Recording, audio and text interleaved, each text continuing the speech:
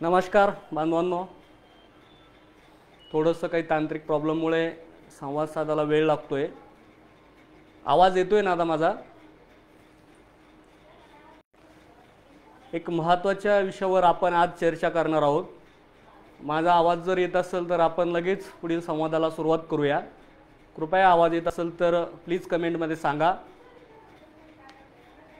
अतिशय गहन आणि ज्वलंत असा प्रश्न घेऊन मी आज बऱ्याच दिवसानंतर लाईव्ह आलोय। मी अगदी थोडक्यामध्ये फार तर 10 ते 15 मिनिटच तुमच्यासोबत संवाद साधणार आहे, पण अतिशय महत्त्वाच्या काही गोष्टी या विषयावर मला तुमच्यासोबत चर्चा करायची आहे।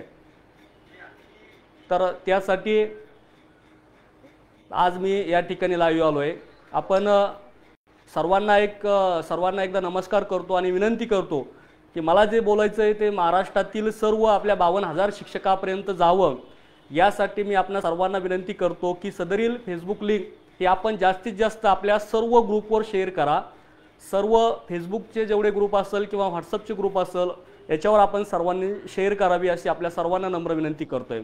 सर्वप्रथम बीड येथे जी आत्महत्या झाली, खरं तर ती आत्महत्या नाही, ती एका प्रशासन आणि शासनाच्या धोरणामुळे झालेली एक हत्या होती।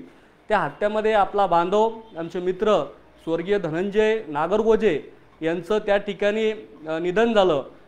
त्यांची ती आत्महत्या ही संबंध महाराष्ट्रातील शिक्षकांना नव्हे तर समाजाला सुद्धा, त्यांच्या समाजाचं सुद्धा काळीज पिळवून टाकणारी होती आणि प्रत्येकाला विचार करायला लावणारी होती। हळहळयुक्त प्रत्येक समाज बांधवातून त्या आत्महत्येविषयी व्यक्त होत होत्या। त्याबद्दल स्वर्गीय धनंजय नागरगोजे यांना मी आमच्या सर्व शिक्षक बांधवांच्या वतीने, अंशदारोरी शिक्षक बांधवांच्या वतीने भावपूर्ण श्रद्धांजली अर्पण करतोय।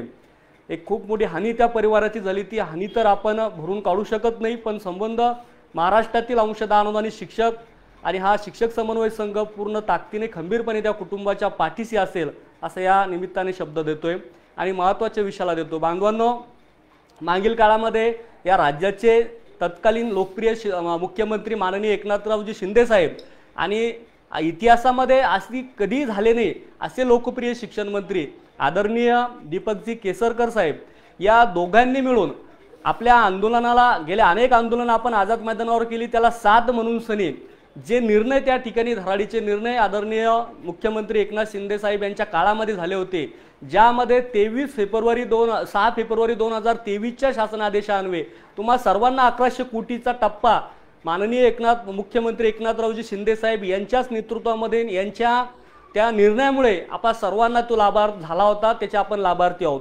आणि त्याच नंतर त्यांच्या या 2.5 वर्षाच्याच कालावधीमध्ये 14 ऑक्टोबर 2024ला पुन्हा एकदा एक शासन आदेश काढला आणि या वंचित बांधवांना, गेल्या 15 ते 20 वर्षापासून विनावेतन काम करणाऱ्या बांधवांना मला कायमचा न्याय द्यायचा आहे।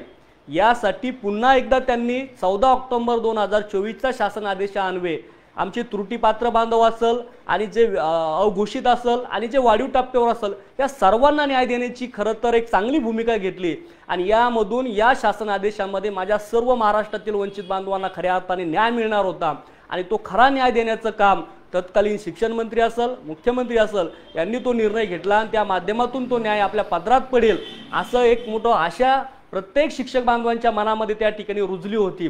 56 दिवस हुंकार आंदोलनाच्या माध्यमामधून मुंबई या ठिकाणी आंदोलन झालं आणि महाराष्ट्राच्या कानाकोपऱ्यामध्ये मग ते पाथरी असेल, त्यानंतर जालना असेल, हिंगोली असेल, धाराशिव असेल, संपूर्ण महाराष्ट्रामध्ये अनेक ठिकाणी वेगवेगळ्या पद्धतीचे आंदोलन झाले। पण एवढे आंदोलनं करून, सगळ्या गोष्टी करून आपल्याला जो शासन आदेश जो मिळाला ते आपल्या सर्वांच्या कष्टाचं फळ होतं असं प्रत्येकाला वाटलं होतं की आता आपला टप्पा वाढ होणार। प्रत्येकाला एक स्वप्न लंगलं होतं, प्रत्येकाने एक स्वप्न बघितलं होतं, पण या स्वप्नावर पाणी फिरण्याचं काम, या स्वप्नाला विरजन लावण्याचं काम येणाऱ्या अर्थसंकल्पाच्या जे अधिवेशन झालं, हे जे काय अर्थसंकल्प मांडला गेला त्यामध्ये आमच्या सर्व बांधवांचे स्वप्नभंग झालं। स्वप्नाचं एक अतिशय स्वप्नावर विरजन पडलं असं म्हणायला हरकत नाही आणि हे सर्व जर कुणामुळे झालं असेल तर आता जे काही सत्तेमध्ये बसलेले आहे, खरं तर हे ते तेव्हाही सत्तेमध्ये होते, फक्त खुर्ची बदलली, बाकी काहीही फरक पडला नाही। तेव्हाही तत्कालीन जे काही उपमुख्यमंत्री होते हे आज मुख्यमंत्री आहे, जे तेव्हा उपमुख्यमंत्री होते हे आज उपमुख्यमंत्री आहे। त्या आज जे अर्थमंत्री होते तेव्हा सुद्धा ते अर्थमंत्री होते, फक्त खुर्च्या बदलल्या, सरकार तेच आहे. परंतु ह्या सरकारने अतिशय ह्या फसव्या धोरणामुळं त्यांनी जे काही आपला जो निधी इतरत्र वळवल्यामुळं आमच्या 52,000 शिक्षक बांधवांवर उपासमारीची वेळ आलेली आहे. आमचे स्वप्न, जे काही स्वप्न माझ्या सर्व शिक्षक बांधवांना बघितले होते, ते स्वप्न खरं तर कुठंतरी विचताना आमचा सगळा बांधव त्या ठिकाणी बघतोय. आणि ह्या विवेचनामधून आज माझ्या सर्व शिक्षक बांधवांवर आता ही आत्महत्या करण्याची वेळ आलेली आहे. खरं तर आत्महत्या करणं कुणाला स्टंट वाटत असेल, अनेक काही लोकांच्या प्रतिक्रिया मला कानावर आल्या की आता हे स्टंट करतायत, जिल्ह्यामध्ये असं करतायत वगैरे वगैरे. पण बांधवांनो, मी आवर्जून सांगेन, आत्महत्या करणं कुठलाही माणूस स्टंट म्हणून आत्महत्या करत नाही. छातीवर दगड ठेवून त्याला त्या निर्णयाला सामोरं जावं लागतं. कारण घरामध्ये आपल्या लेकरा बाळांचं, आपल्या म्हाताऱ्या आई वडिलांचं जे काही शोषण होतंय, एवढं धडधाकट आपला तरुण मुलगा जर काही करू शकत नाही आपल्यासाठी, आपल्या लेकरा बाळांसाठी चांगल्या दर्जाचं शिक्षण जर तो देऊ शकत नाही, तर आपण कुठंतरी त्या कुटुंबावर बोज आहे का, ही अपमानाची भावना कुठंतरी मनामध्ये रुजत आहेत. मग असं अपमानाचं जीवन जगल्यापेक्षा कायमचं मेललं बरं, म्हणून ही भावना आमच्या मनामध्ये उत्पन्न झाली. जर शासन एवढे आंदोलनं करून अतिशय ज्या ठिकाणी दिवसा ढवळ्या त्या स्मशानभूमीत कोणी जात नाही, त्या स्मशानभूमीमध्ये जवळजवळ 7-7, 8-8 दिवस उपोषण आम्ही या ठिकाणी केले. महाराष्ट्राचा असा एक कोपरा त्या ठिकाणी राहिला आणि ज्या कोपऱ्यात आमच्या बांधवांनी आंदोलन केलं नाही. आझाद मैदानमध्ये जवळपास आतापर्यंत 150च्या वर आंदोलन झाले. एवढं सगळं करून जर आम्हाला न्याय मिळत नसेल, तर आत्महत्येशिवाय आमच्या समोर कुठलाही पर्याय नाही. आम्ही करणार काय? आम्ही दरोडेखोर नाही, आम्ही गुंड नाही, आम्ही गाडी अडवू शकत नाही, आम्ही कुठलं सरकारी मालमत्तेचं नुकसान करू शकत नाही. आमच्या हातात फक्त एकच हत्यार आहे, आमच्या स्वतःचा आत्मक्लेश करणं, आमच्या स्वतःच्या जीवाला आता क्लेश करून द्यायचा. आणि स्वतः आत्मदहन केल्याशिवाय आता आमच्या परिपाशी कुठलाही प्रश्न त्या ठिकाणी उद्भवला नाही. आदरणीय ज्ञानेश्वर म्हात्रे सर असतील आणि ते सर्व सहकारी शिक्षक आमदार असतील, मी सगळ्याचंच नाव घेतोय, या सगळ्या शिक्षक आमदारांनी अतिशय चांगल्या पद्धतीने विधानसभामध्ये प्रश्न लावून धरला. या शिक्षणावर अन्याय झालेला, यांना न्याय मिळाला पाहिजे. आपण न्याय कधी दिला? पण सन्माननीय राज्याचे शिक्षण मंत्री यांचं एकच उत्तर आहे, फक्त आम्ही सरकार म्हणून सकारात्मक आहोत. माननीय मुख्य शिक्षण मंत्र्यांना माझा एक प्रश्न आहे, साहेब, गेल्या 18-20 वर्षाचा विनावेतनाचा हा आमचा प्रश्न आहे, ज्वलंत प्रश्न आहे. हा प्रश्न कदाचित तुम्हाला आमचा समजलाच नाही. आमच्या वेदनातल्या आमच्या ज्या हाक आहे, ह्या हाक तुमच्या कानापर्यंत पोहोचल्याच नाही. त्यामुळे फक्त एका वाक्यामध्ये अतिशय संवेदनशील प्रश्न असणाऱ्या या सभागृहामध्ये आमचे जे काही शिक्षक प्रतिनिधी आहेत ते विचारत असताना तुम्ही त्या ठिकाणी फक्त सकारात्मक या ठिकाणी शब्द वापरता आणि आमच्या भावनांचा तुम्ही त्या ठिकाणी अपमान करत आहेत. म्हणून माझी विनंती आहे की सकारात्मक शब्दांना आमच्या शिक्षक बांधवांचं पोट भरणार नाही. माझी हात जोडून विनंती आहे, माननीय दादाजी भुसे साहेब, तुम्ही बाळासाहेब ठाकरे यांचे अनुयायी आहात, तुम्ही त्यांना मानणारे आहात. आदरणीय बाळासाहेब ठाकरे, स्वर्गीय बाळासाहेब ठाकरे जर आज या ठिकाणी असतात आणि त्यांना जर कळालं, त्यांच्या कानावर जर हा विषय गेला असता की या राज्यातला फुले आंबेडकरच्या महाराष्ट्रामध्ये, या राज्यामध्ये जर हा शिक्षक जर आत्महत्यापर्यंत जर जात असेल, तर या राज्यासाठी ही काळीमा फासणारी गोष्ट आहे, लाजिरवाणी गोष्ट आहे. आपण एकीकडं महासत्तेचं स्वप्न बघतोय, राज्याला प्रगतिशील मार्गावर नेण्याचं आपण स्वप्न बघतोय, त्या पद्धतीने आपण धोरण ठरवतोय, आणि त्याच तुमच्या राज्यामध्ये जर शिक्षकावर आत्महत्या करण्याची वेळ येत असेल, ज्ञानदानाचं पवित्र कार्य गेल्या 18 वर्षापासून प्रामाणिकपणे करणाऱ्या शिक्षकावर जर ही वेळ येत असेल, तर खरंच ही या महाराष्ट्रासाठी लाजिरवाणी गोष्ट आहे. आणि त्या ठिकाणी तुम्ही खरं जर स्वर्गीय बाळासाहेब ठाकरे यांना जर मानणारे असाल, त्यांचा वारसा तुम्ही जपत असाल, तर त्या ठिकाणी त्यांना पटेल आणि त्यांनीही तुमच्या पाठीवर शाबासकीची थाप द्यावं असं कार्य आपण करावं.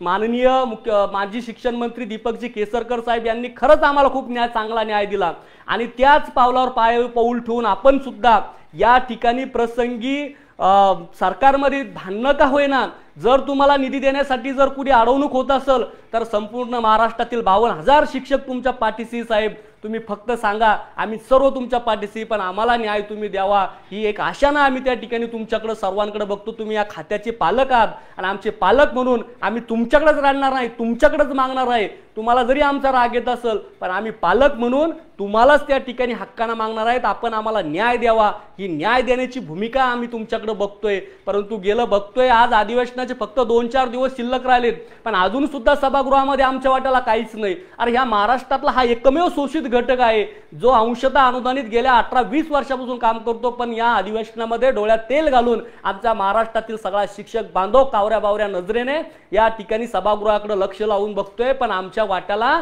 त्या ठिकाणी फुटकी दमडी सुद्धा आली नाहीये।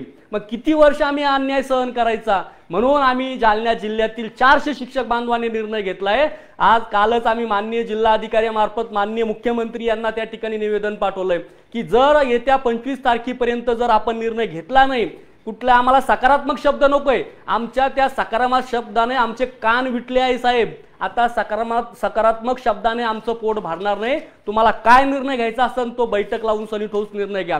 माझी आव्हान आहे माननीय मुख्यमंत्री, माननीय शिक्षण मंत्री, माननीय अर्थमंत्री यांना की आपण एक मांजा सर्व शिक्षक आमदारासह आमच्या संघटनेच्या प्रमुखांसही आपण एक आपल्या दालनात बैठक घ्या आणि या बैठकीतून कायमचा तोडगा आपण काढावा। मला माननीय मुख्यमंत्र्यांचं सभागृहातलं एक निवेदन आठवतं। माननीय मुख्यमंत्री एकनाथ शिंदे मुख्यमंत्री असताना माननीय आजचे जे मुख्यमंत्री देवेंद्रजी फडणवीस साहेब हे तेव्हा तत्कालीन अर्थमंत्री होते आणि त्यावेळेस त्यांचं सभागृहातलं निवेदन आहे, हवं तर मागे जाऊन तुम्ही काढू शकता, मी ऑन रेकॉर्ड बोलतो। सभागृहामध्ये माननीय आजचे जे काही मुख्यमंत्री आहे तेव्हा तत्कालीन अर्थमंत्री होते देवेंद्रजी फडणवीस साहेब यांनी सांगितलं होतं की आमच्या विदर्भातल्या भाषामध्ये सांगतो की छातीला माती लावून या महाराष्ट्रातील सर्व 60,000 शिक्षक बांधवांना कायमचा न्याय देण्याची भूमिका हे आमचं महायुतीचं सरकार घेणार आहे, असं आपलं सभागृहातलं वक्तव्य ऑन रेकॉर्ड वक्तव्य माननीय मुख्यमंत्री साहेब। हे वक्तव्य हे जे काही रेकॉर्ड मधलं असलेलं जे काही तुमचं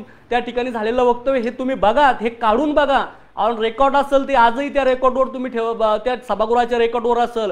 छातीला माती लावून तुम्ही 1100 कोटी दिले होते त्याबद्दल तुमचे आभारच आहेत, त्याबद्दल दुमत नाही, पण येणाऱ्या काळामध्ये 5,000 कोटीची तरतूद आम्ही करू असा सुद्धा तुमचा सभागृहातला शब्द आहे साहेब। मग 5,000 कोटीचा शब्द देणारे माननीय मुख्यमंत्री अर्थमंत्री आम्ही बघितले होते, तत्कालीन अर्थमंत्री। आज तुम्ही तर स्वतः मुख्यमंत्री आहे, ज्या अर्थी तुम्ही अर्थमंत्री असताना 5,000 कोटीचा शब्द आम्हाला देता, आज तुम्ही माननीय मुख्यमंत्री या राज्याच्या प्रमुख पदावर आहेत, तुम्ही या राज्याचे पालक आहे साहेब। तुम्हाला आम्हाला फक्त 826 कोटी लागते हो, 826 कोटी या राज्य सरकारसाठी चिल्लर विषय। अहो एकीकडे कुठल्याही लाडक्या बहिणींना आंदोलन केलं नाही, कुठली लाडकी बहीण रोडवर आली नाही, कुठल्याही लाडक्या बहिणींना मागणी केली नाही, त्यांच्यासाठी महिन्याला 3,500 कोटीची तरतूद तुम्ही करता आणि आम्ही काय या राज्यातले आम्हाला सावत्र का वागणूक देता? आमच्या या 52,000मध्ये जवळपास 30 ते 40% महिला भगिनी आहेत, या सुद्धा या ठिकाणी त्या तुमच्या लाडक्या नाही का?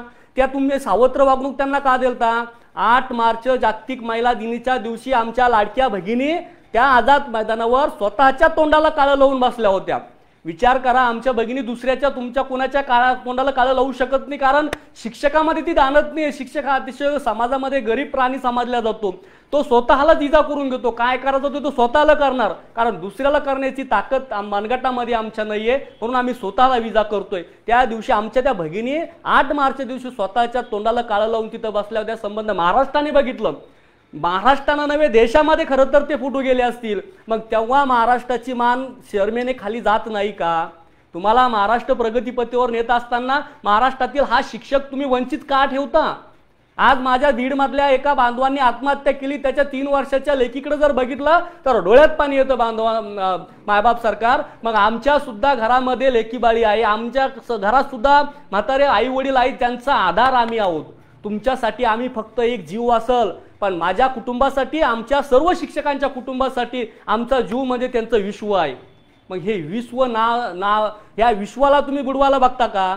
आमच्या प्रत्येक शिक्षकाकडे आशानं आमचं कुटुंब बघतंय, कारण आमच्या जीवावर ते कुटुंब, आमच्या जीवाकडे बघून ते कुटुंब जगतंय। उद्या आम्हाला जर बरं वाईट झालं त्या कुटुंबाचं वाली कोण असणार आहे? त्याची जबाबदारी तुम्ही घेणार का? येत्या 25 मार्चला मी आव्हानात्मक सांगतो, आम्ही कुठलं स्टंट करायला या ठिकाणी आलो नाही, कारण गेल्या 18 वर्ष पोटाला चिमटा देऊन जगतोय। खरं तर आता आंदोलन करायची लाज वाटते साहेब, किती दिवस आंदोलन करणार आहे? गेलं आयुष्य वयाचं जे काही तारुण्याचं जे 18 वर्षाचं जे महत्त्वाचं आयुष्य असतं ना, ते फक्त तुम्ही आमचं आंदोलन करण्यामध्ये घालवलंय। आता आम्हाला रस्त्यानं जाताना सुद्धा, समाजात वावरताना सुद्धा लाज वाटते की आंदोलन करावं तरी किती? आतापर्यंत 150 पेक्षा जास्त आंदोलन झाले, किती आंदोलन करणार? आमचे प्रत्येक सगळे शिक्षक बांधव, सगळे संघटनाचे पदाधिकारी, सगळे बांधव चांगल्या पद्धतीने पाठपुरावा करतायत, आंदोलन करतायत, पण सगळे हतबल झाले तुमच्या या धोरणापुढं, तुमच्या या व्यवस्थेपुढं. माननीय अजित पवार, माननीय अर्थमंत्री यांना सुद्धा माझी विनंती आहे, तुम्ही अतिशय धडाडीचे निर्णय घेता त्याबद्दल तुमचा आदर आहे, पण शिक्षकाबद्दलच तुमच्या मनामध्ये एवढी दुपटी भूमिका काय? नेमकं आम्ही शिक्षकांनी तुमचा काय केळीचा बाग कापलाय? मला याचं प्रश्नाचं उत्तर द्या. जेव्हा जेव्हा तुम्ही अर्थमंत्री होता तेव्हा तेव्हा आमच्या अंशतः शिक्षका बांधवावर तुम्ही अन्यायच केलेला आहे, मी जाहीर सांगतोय. मागं सुद्धा 19 महिन्याचा पगार खाण्याचं काम तुम्ही केलं, एक पाप तुम्ही केलं, ते सुद्धा आम्ही सगळे विसरलो. चला जाऊ द्या, जे पदरात पडतं ते घ्यायची भूमिका घेऊन आम्ही पुढे पाऊल चालतोय. ते 18 महिन्याचं 19 महिन्याचं एक चिकार शब्द आम्ही कधी काढला नाही. आणि आता पुन्हा तुम्ही आमच्या मुनगट्टीवर हे लाडक्या बहिणीचं भूत आणून बसवलं. ज्या कुठल्या लाडक्या बहिणीनं तुम्हाला पैसे मागितले नव्हते त्यांच्यासाठी एकीकडे 3,500 कोटीची तरतूद तुम्ही करता, आणि माझ्या या शिक्षक लाडक्या भगिनी होऊ शकत नाही का? त्यांच्यासाठी वर्षाला 850 कोटी लागतात फक्त, आणि तुम्ही महिन्याला 3,500 कोटी देताय. हो, कुठं राहिलं? गरज नसताना एकीकडे 3,500 कोटी वाटता, आणि ज्यांना एका वर्षामध्ये राज्यातला 52,000 शिक्षकांचा वर्ग, तुम्ही फक्त 52,000 शिक्षक म्हणून बघू नका, ते 52,000 कुटुंब बघा. त्या 52,000 कुटुंबांना जगवण्याची जबाबदारी अर्थमंत्री म्हणून, त्या राज्याचे पालक म्हणून तुमच्यावर आहे खऱ्या अर्थाने. आणि त्या जबाबदारीला खरं तर तुम्ही धुडकावून राहिलात. कुठलाही मंत्री सभागृहामध्ये आमच्या शिक्षक प्रतिनिधींना एवढं जीवाच्या पोटतिडकीने ते सभागृहामध्ये बोलतायत, कुठलाही सभागृहामध्ये त्या ठिकाणी मंत्री आमच्या त्या प्रश्नाला गांभीर्याने घेत नाहीये, चांगलं उत्तर देत नाहीये, आणि ते उत्तर काय येईल या अपेक्षाने अगदी डोळ्यात तेल घालून आमचे शिक्षक त्या ठिकाणी प्रत्येक व्हिडिओ बघतात. पण एकाही मंत्र्याचं अपेक्षित उत्तर नाही ना. मुख्यमंत्री अपेक्षित त्या ठिकाणी आम्हाला ठोस आश्वासन देत, प्रत्येक वेळेस भेटलं की आम्ही सकारात्मक होतो, आम्ही करणार आहोत, आणि आपल्याला करायचं. करणार कधी?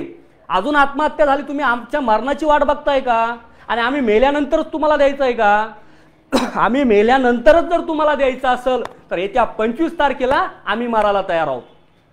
माझी जालना जिल्ह्यातील संबंध शिक्षक बांधवांना आव्हान आहे, नवे मराठवाड्यातील सगळं शिक्षक बांधवांना आव्हान आहे की येत्या 25 तारखेला जास्तीत जास्त शिक्षक संख्येने, मोठ्या संख्येने जालना येथील कलेक्टर ऑफिस, जिल्हाधिकारी कार्यालय, अंबड चौफुलीपासून आपल्याला मोर्चा काढायचा आहे. ते जिल्हाधिकारी कार्यालय माझी महाराष्ट्रातील सर्व शिक्षक मराठवाड्यातील सर्व शिक्षक बांधवांना ज्यांना शक्य आहे ते सगळ्यांनी, आणि विशेषतः जालना जिल्ह्यातील, जालन्यामध्ये जवळपास 1,500 शिक्षक बांधव आहे जे या टप्प्यावर काम करतात. माझी हात जोडून विनंती आहे सगळ्या शिक्षक बांधवांना, आता घरात बसायचं नाही, घरात बसून व्हॉट्सअपवर ते चबरे चाळे करायचे नाही. अरे किती दिवस फक्त शंड म्हणून जगता?